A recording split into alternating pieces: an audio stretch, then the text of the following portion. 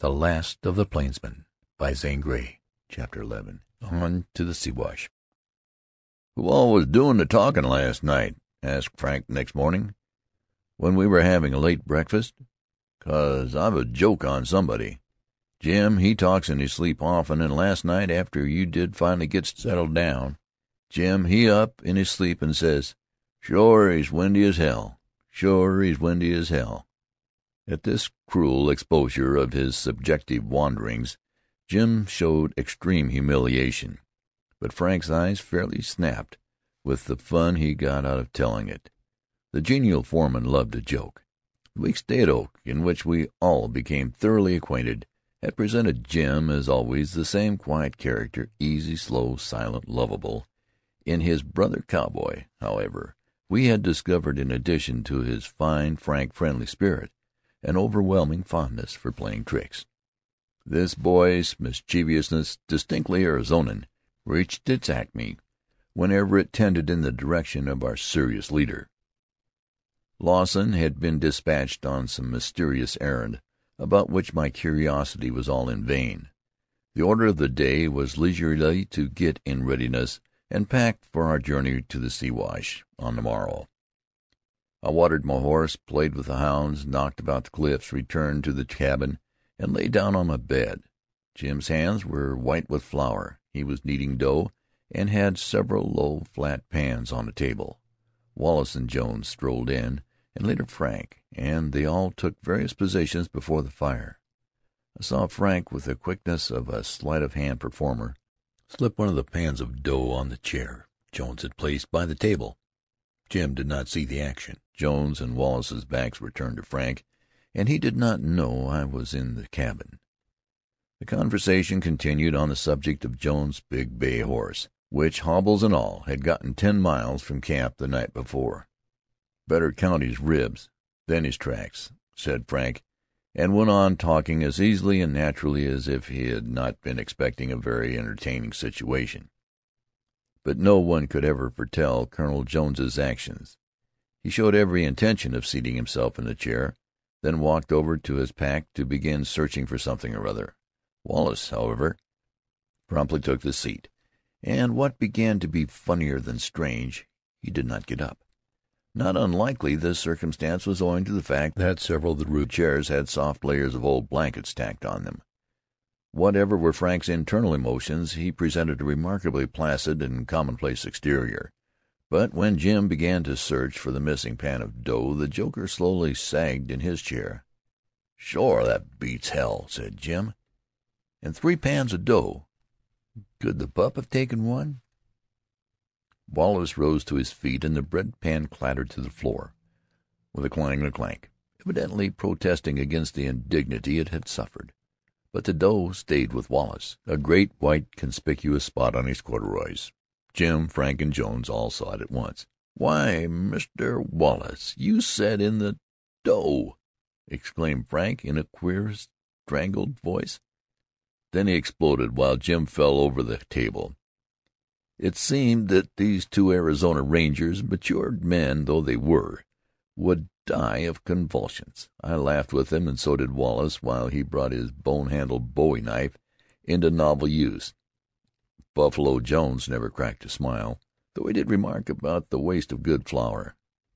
Frank's face was a study for a psychologist when Jim actually apologized to Wallace for being so careless with his pans.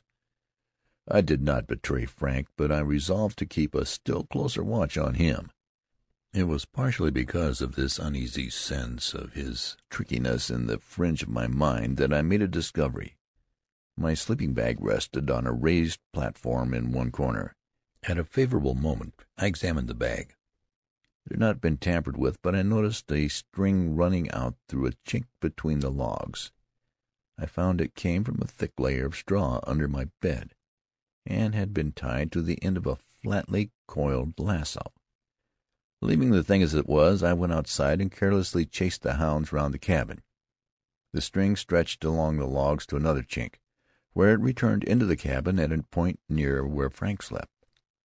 No great power of deduction was necessary to acquaint me with full details of the plot to spoil my slumbers. so I patiently awaited developments.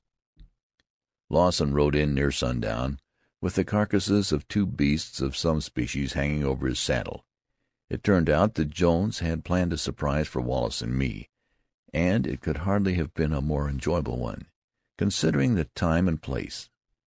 We knew he had a flock of Persian sheep on the south side of Buckskin, but had no idea it was within striking distance of Oak.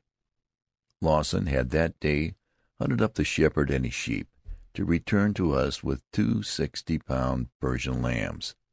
We feasted at supper time on meat which was sweet, juicy, and very tender, and of as rare a flavor as that of the Rocky Mountain sheep. My state after supper was one of huge enjoyment, and with intense interest I waited Frank's first spar for an opening. It came presently, in a lull of the conversation. "Saw a big rattler run under the cabin today," he said, as if speaking of one of Old Baldy's shoes. "I tried to get a whack at him, but he oozed away too quick." "Sure, I've seen him often," put in Jim. Good old honest Jim, led away by his trickster comrade. It was very plain, so I was to be frightened by snakes. "These old canyon beds are ideal dens for rattlesnakes," chimed in my scientific California friend. "I have found several dens, but did not molest him, as this is a particularly dangerous time of the year to meddle with reptiles. Quite likely there's a den under the cabin." While he made his remarkable statement, he had the grace to hide his face in a huge puff of smoke. He, too, was in the plot. I waited for Jones to come out with some ridiculous theory or fact concerning the particular species of snake, but as he did not speak, I concluded they had wisely left him out of the secret.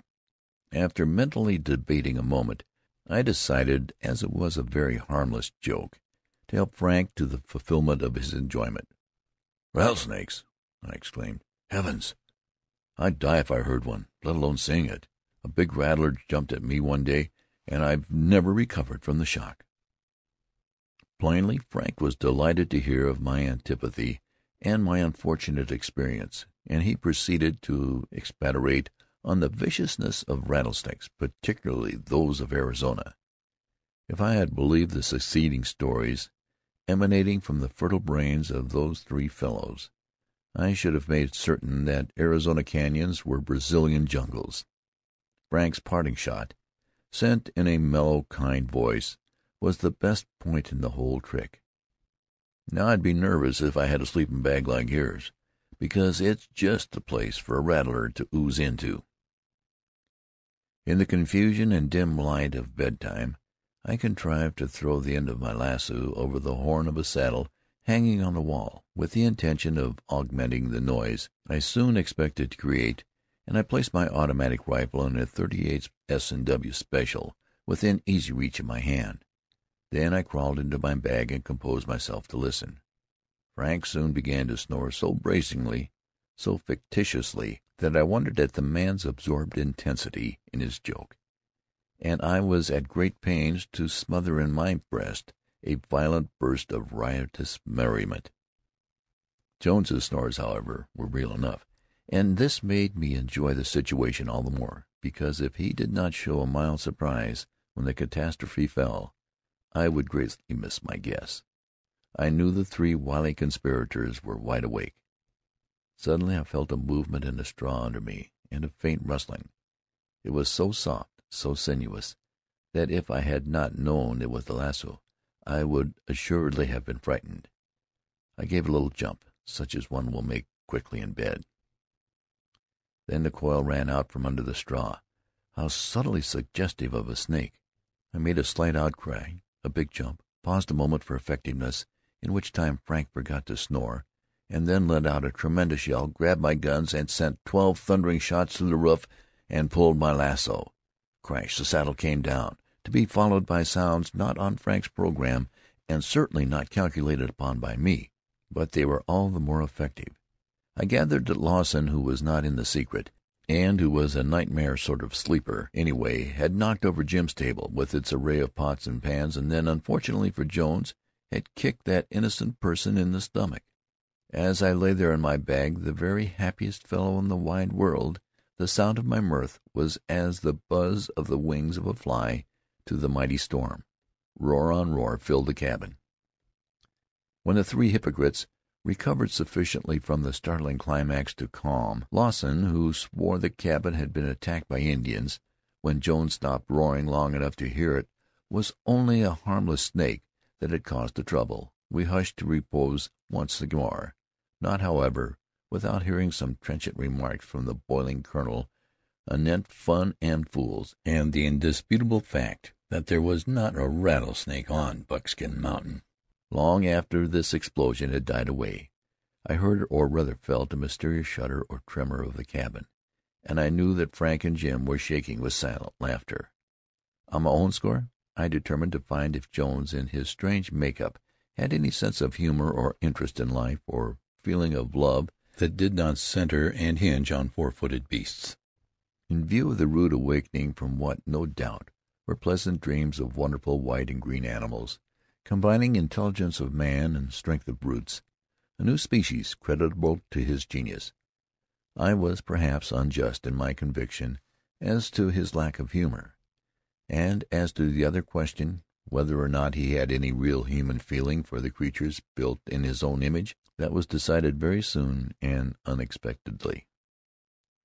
The following morning, as soon as Lawson got in with the horses, we packed and started. Rather sorry was I to bid good-bye to Oak Spring. Taking the back trail of the Stewarts, we walked the horses all day up a slowly narrowing, ascending canyon. The hounds crossed coyotes and deer trails continually, but made no break. Sounder looked up as if to say he associated painful reminiscences with certain kinds of tracks. At the head of the canyon we reached timber at about the time dusk gathered, and we located for the night. Being once again nearly 9,000 feet high, we found the air bitterly cold, making a blazing fire most acceptable. In the haste to get supper, we all took a hand, and someone threw upon our tarpaulin tablecloth a tin cup of butter mixed with carbolic acid, the concoction Jones used to bathe the sore feet of the dogs. Of course I got hold of this, spread a generous portion on my hot biscuit, placed some red-hot beans on that, and began to eat like a hungry hunter. At first I thought I was only burned. Then I recognized the taste and burn of the acid and knew something was wrong. Picking up the tin, I examined it, smelled the pungent odor, and felt a queer, numb sense of fear. This lasted only for a moment, as I well knew the use and power of the acid, and had not swallowed enough to hurt me. I was about to make known my mistake in a matter-of-fact way, when it flashed over me the accident could be made to serve a turn. "Jones!" I cried hoarsely. "What's in this butter?" "Lord, you haven't eaten any of that." "Why, I put carbolic acid in it." Oh, I'm poisoned. I ate nearly all of it. I'm burning. I'm dying." With that I continued to moan and rock to and fro and hold my stomach. Consternation preceded shock. But in the excitement of the moment, Wallace, who, though badly scared, retained his wits, made for me with a can of condensed milk. He threw me back with no gentle hand, and was squeezing the life out of me to make me open my mouth. When I gave him a jab in his side, I imagined his surprise as this peculiar reception of the first aid to the injured made him hold off to take a look at me, and in this interval I contrived to whisper to him, Joke, you idiot. Only shaming.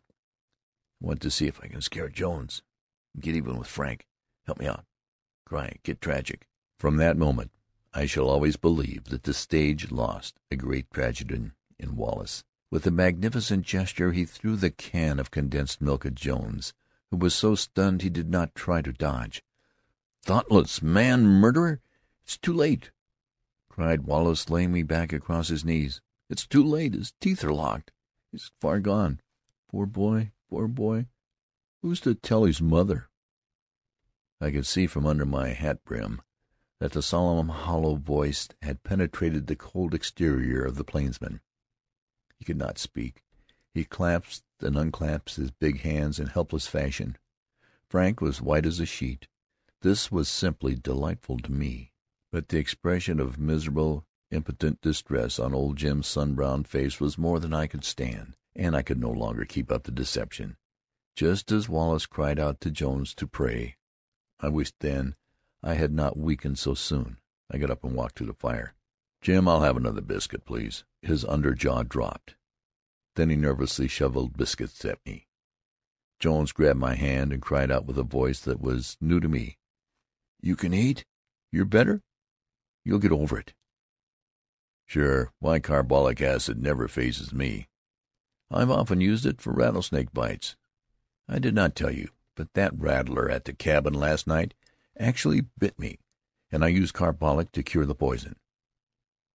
Frank mumbled something about horses and faded into the gloom. As for Jones, he looked at me rather incredulously, and the absolute, almost childish gladness he manifested because I had been snatched from the grave made me regret my deceit and satisfied me forever on one score. On awakening in the morning, I found frost half an inch thick covered my sleeping bag, whitened the ground, and made the beautiful silver spruce trees silver in hue as well as in name. We were getting ready for an early start when two riders with pack horses, jogging after them, came down the trail from the direction of Oak Spring. They proved to be Jeff Clark, the wild horse wrangler mentioned by the Stewarts, and his helper. They were on the way into the breaks for a string of pintos. Clark was a short, heavily bearded man of jovial aspect. He said he had met the Stewarts going into Fredonia, and, being advised of our destination, had hurried to come up with us. As we did not know, except in a general way, where we were making for, the meeting was a fortunate event. Our camping site had been close to the divide made by one of the long wooded ridges sent off by Buckskin Mountain, and soon we were descending again. We rode half a mile down a timbered slope, and then into a beautiful, flat forest of gigantic pines.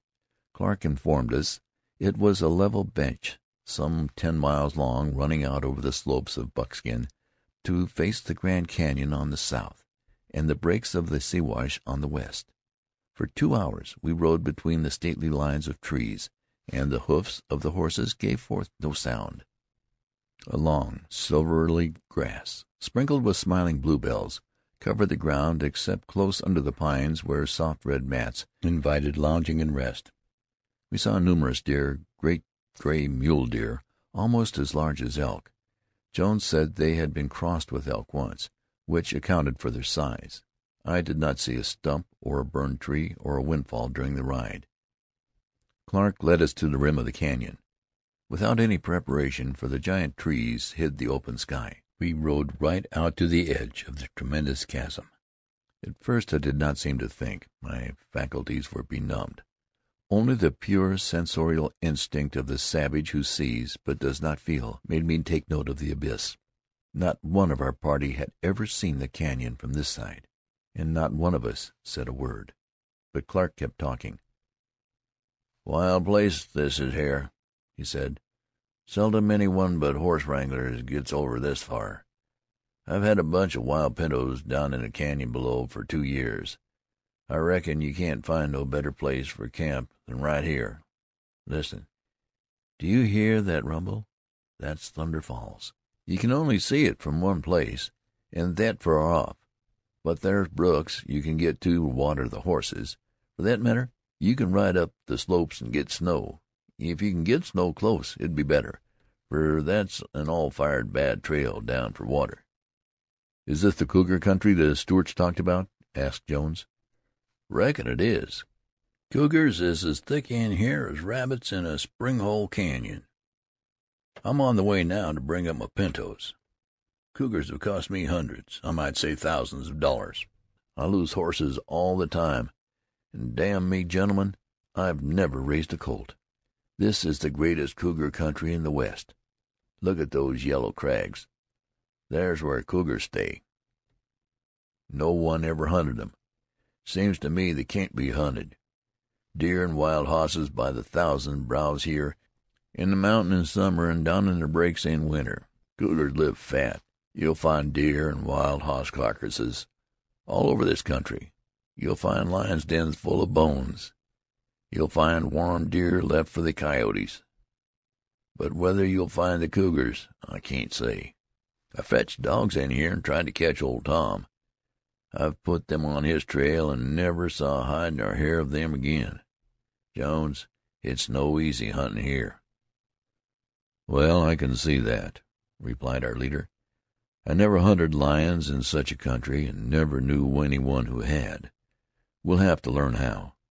We've the time and the dogs. All we need is the stuff in us." "I hope you fellows get some cougars, and I believe you will. Whatever you do, kill Old Tom." "We'll catch him alive. We're not on a hunt to kill cougars," said Jones. "What?" exclaimed Clark, looking from Jones to us. His rugged face wore a half smile. "Jones ropes cougars and ties 'em up," replied Frank. "He'll never rope Old Tom," burst out Clark, ejecting a huge quid of tobacco. "Why, man alive, it'd be the death of you to get near that old villain. I never seen him, but I've seen his tracks for 5 years. They're larger than any hoss tracks you ever seen. He'll weigh over 300, that old cougar. Here, take a look at my man's hoss. Look at his back. See them marks? Well, Old Tom made them, and he made them right in camp last fall, when we were down in the canyon." The mustang to which Clark called our attention was a sleek cream and white pinto. Upon his side and back were long, regular scars, some an inch wide and bare of hair. "How on earth did he get rid of the cougar?" asked Jones. "I don't know. Perhaps got scared of the dogs. It took that pinto a year to get well. Old Tom is a real lion. He'll kill a full-grown hoss when he wants, but a yearling colt is his special likin'. You're sure to run across his trail. You'll never miss it. Well, if I find any cougar sign down in the canyon, I'll build 2 fires so to let you know. Though no hunter, I'm tolerably acquainted with the varmints. The deer and hosses are rangin' the forest slopes now, and I think the cougars come up over the rim rock at night and go back in the mountain. Anyway, if your dogs can follow the trails, you've got sport, and more'n sport comin' to you. But take it from me, don't try to rope Old Tom." After all our disappointments in the beginning of the expedition, our hardship on the desert, our trials with the dogs and horses, it was real pleasure to make permanent camp with wood, water, and feed at hand.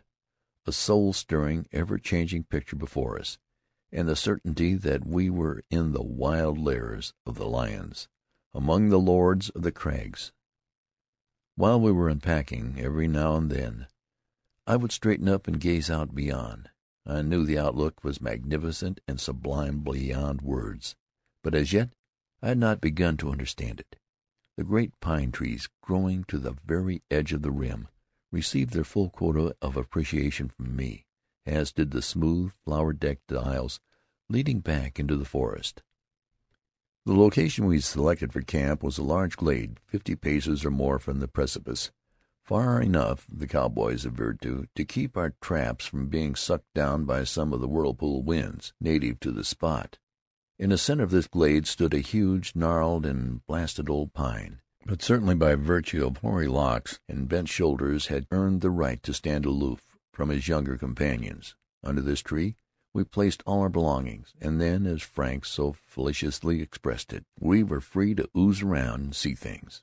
I believe I had a sort of subconscious, selfish idea that someone would steal the canyon away from me if I did not hurry to make it mine forever. So I sneaked off and sat under a pine growing on the very rim. At first glance I saw below me, seemingly miles away, a wide chaos of red and bluff mesas rising out of dark purple clefts. Beyond these reared a long, irregular tableland, running south almost to the extent of my vision, which I remembered Clark had called Powell's Plateau. I remembered also that he had said it was 20 miles distant, was almost that many miles long, was connected to the mainland of Buckskin Mountain by a very narrow wooded dip of land called the Saddle, and that it practically shut us out of a view of the Grand Canyon proper. If that was true, what then could be the name of the canyon at my feet? Suddenly, as my gaze wandered from point to point, it was arrested by a dark, conical mountain, white-tipped, which rose in the notch of the Saddle. What could it mean? Were there such things as canyon mirages? Then the dim purple of its color told of its great distance from me, and then its familiar shape told I had come into my own again. I had found my old friend once more. For in all that plateau there was only one snow-capped mountain, the San Francisco Peak, and there, 150, perhaps 200 miles away, far beyond the Grand Canyon, it smiled brightly at me, as it had for days and days across the desert. Hearing Jones yelling for somebody or everybody, I jumped up to find a procession heading for a point further down the rim wall, where our leader stood waving his arms. The excitement proved to have been caused by cougar signs at the head of the trail where Clark had started down. "They're here, boys. They're here," Jones kept repeating as he showed us different tracks. "This sign is not that old. Boys, tomorrow we'll get up a lion, sure as you're born. And if we do and Sounder sees him, then we've got a lion dog. I'm afraid of Don. He has a fine nose. He can run and fight, but he's been trained to deer, and maybe I can't break him. Mose is still uncertain. If old Jude only hadn't been lamed, she would be the best of the lot. But Sounder is our hope. I'm almost ready to swear by him." All this was too much for me, so I slipped off again to be alone, and this time headed for the forest. Warm patches of sunlight, like gold, brightened the ground. Dark patches of sky, like ocean blue, gleamed between the tree-tops. Hardly a rustle of wind in the fine-toothed green branches disturbed the quiet. When I got fully out of sight of the camp, I started to run as if I were a wild Indian. My running had no aim, just sheer mad joy of the grand old forest. The smell of pine, the wild silence and beauty, loosed a spirit in me, so it had to run. And I ran with it till the physical being failed. While resting on a fragrant bed of pine needles, endeavoring to regain control over a truant mind, trying to subdue the encroaching of the natural man on civilized man, I saw gray objects moving under the trees. I lost them, then saw them, and presently so plainly that with delight on delight I counted 17 deer pass through an open arch of dark green. Rising to my feet, I ran to get round a low mound. They saw me and bounded away with prodigiously long leaps. Bringing their forefeet together, stiff-legged, under them they bounced high like rubber balls, yet they were graceful. The forest was so open that I could watch them for a long way, and as I circled my gaze, a glimpse of something white arrested my attention. A light, grayish animal appeared to be tearing at an old stump. Upon nearer view, I recognized a wolf, and he scented or sighted me at the same moment, and loped off into the shadows of the trees. Approaching the spot where I had marked him, I found he had been feeding from the carcass of a horse. The remains had only been partially eaten, and were of an animal of the mustang build that had evidently been recently killed. Frightful lacerations under the throat showed where a lion had taken fatal hold. Deep furrows in the ground proved how the mustang had sunk his hoofs, reared, and shaken himself. I traced roughly defined tracks 50 paces to the lee of the little bank, from which I concluded the lion had sprung. I gave free rein to my imagination and saw the forest dark, silent, peopled by none but its savage denizens. The lion crept like a shadow, crouched noiselessly down, then leaped on his sleeping or browsing prey. The lonely night stillness split to a frantic snort and scream of terror, and the stricken mustang, with his mortal enemy upon his back, dashed off with fierce, wild love of life. As he went, he felt his foe crawl towards his neck on claws of fire. He saw the tawny body and the gleaming eyes. Then the cruel teeth snapped with sudden bite, and the woodland tragedy ended. On the spot I conceived an antipathy towards lions. It was born of the frightful spectacle of what had once been a glossy, prancing mustang, of the mute, sickening proof of the survival of the fittest, of the law that levels life. Upon telling my camp followers about my discovery, Jones and Wallace walked out to see it, while Jim told me the wolf I had seen was a lofer, one of the giant buffalo wolves of buckskin, and if I would watch the carcass in mornings and evenings, I would sure as hell get a plunk at him. White pine burned in a beautiful clear blue flame with no smoke. and in the center of the campfire left a golden heart. But Jones would not have any sitting up, and hustled us off to bed, saying we would be blamed glad of it in 15 hours. I crawled into my sleeping bag, made a hood of my Navajo blanket, and peeping from under it, watched the fire and flickering shadows. The blaze burned down rapidly, then the stars blinked. Arizona stars would be moons in any other state. How serene, peaceful, august, infinite, and wonderfully bright. No breeze stirred the pines. The clear tinkle of the cowbells on the hobbled horses rang from near and distant parts of the forest. The prosaic bell of the meadow and the pasture brook, here in this environment, jingled out different notes, as clear, sweet, musical as silver bells. End of chapter 11.